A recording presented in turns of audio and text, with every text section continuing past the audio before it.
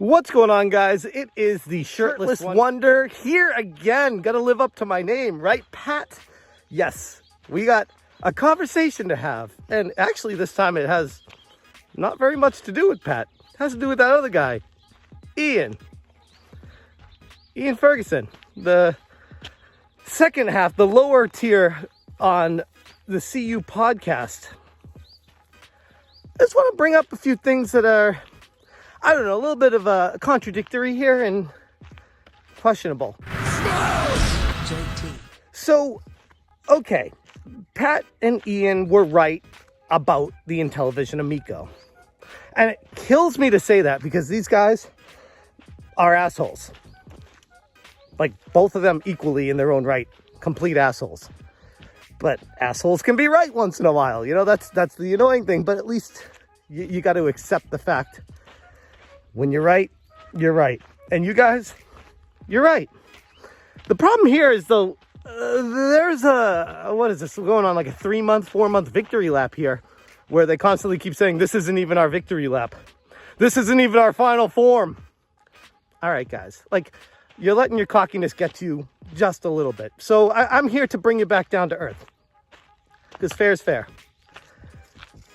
Ian is extremely critical of Intellivision crowdfunding a console and making leaps that it was, we'll say, for lack of a better word, a way to take money out of people that don't know any better to put into the pockets of Tommy Tallarico and other higher ups over at Intellivision. Fair? Fair. Then we have an interesting little thing that's transpired here.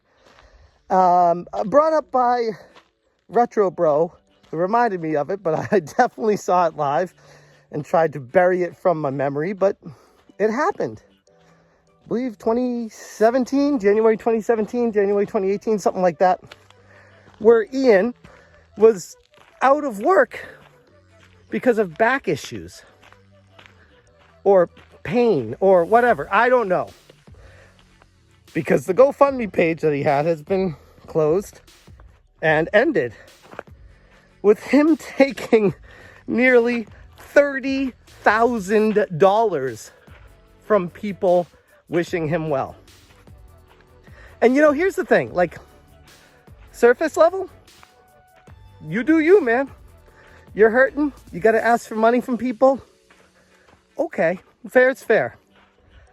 I just find it a little bit contradictory when you run your own GoFundMe account and campaign for being sick or hurt. So you say, we'll take your word for that and get nearly $30,000 for it. But then have the gall, the audacity, the fucking balls to go on the CUpodcast and berate Tommy for doing a fundraising campaign for the video game console. I'm struggling on where you draw the line ethically, where it's okay for somebody at what point to do crowdfunding, but then for someone else, it's abhorrent. It's unethical, inhumane. You are a horrible snake oil salesman selling lies to people. Okay. So what if the Intellivision was a lie from the get-go? And Tommy created the FIG campaign and the Republic campaign just to swindle my $10,000 from me and $17 million from other unknowing folks.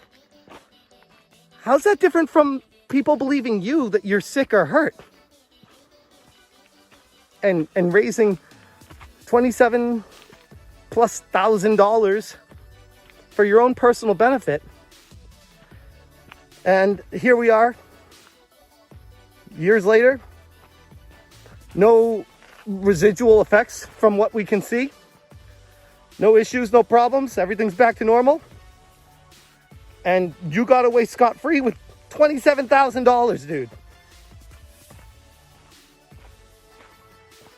Now, I'm sure if you see this video, you'll have some random excuse to give yourself a defense. But end of the day, nah, man. You're no better than Tommy.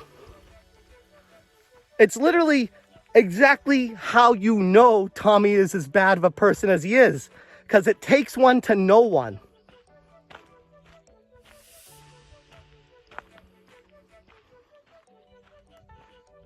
And on top of that, we have Ian spouting lies on his podcast with Pat. Well, just take a listen for yourself. And called me poor. Nope. Did not call you poor. Never happened. But I can see where that might have come in because I alluded to that with Pat.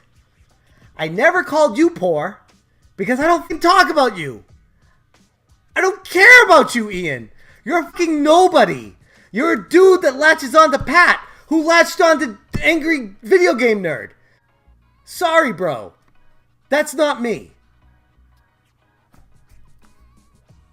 Called you poor? It was something along those lines. Like, Nope, it wasn't. Prove it wrong. Show me something where I said you're poor. Never said that. Well, actually, I should say you were begging for money when you were like hurt or something like that. Maybe I alluded to you trying to take money from people. I don't recall ever saying you're poor though. But be that as it may, let's continue. like he was like insulting me. Shirtless Shill called you poor? It was along those lines for not knowing the difference between, I think, like a Lamborghini and a Ferrari or something. Definitely not me. Because, to be honest, I'm not really sure of the difference between a Lamborghini and a Ferrari. So, nope, wrong again. Something like that. Yeah, it was a touchstone moment for him. A fucking touchstone moment for me. And you don't even have the right guy, dude. Fucking A, man. What the hell? Like, what's that all about? A touchstone moment for me. You're trying so hard to shit on me. You guys are so cocky right now. This is the problem. You get so like cocky and confident that you're right about the Amico that you start taking leaps. This is a leap right here. And you get cocky and you get caught. Here, called out. Covered that in a live stream about a month ago. And, you know, I was just kind of let it go after that. But to see them keep leaning on Tommy and the team and just going at them every chance they get and still saying it's not their victory lap. It's just, it's too cocky for me to take. I gotta speak up and say something. Like, bro, you're literally just as bad. And maybe you're in a group of people that will never tell you that.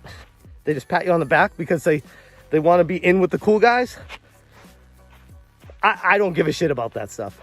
I'll be straight up. You make up lies, you confuse people, you trash them, and you're not accountable for it. I guess that's really it. I don't have some wild revelation to discuss here. It's just kind of more putting Ian in his place, and Pat too, to a certain lesser extent. Just learn how to be humble a little bit, guys. Just a little bit. Like, you can be right. You can be confident about it. And you cannot have to be an asshole about it either.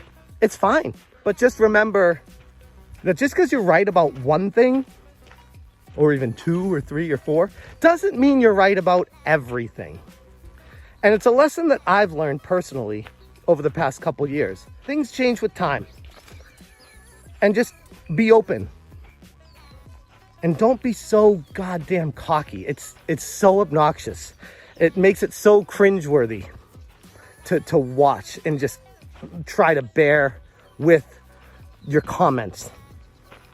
And I'd like to think at some point someday we can chat and be cool. But it's gonna take 2 for that.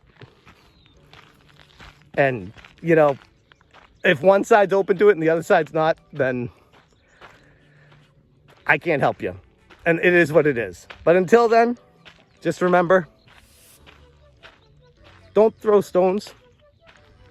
from a glass house. I'm going to leave it there. Thank you guys so much for watching. And as always, you stay smashing. Shirtless Wonder, signing out. Smash, change,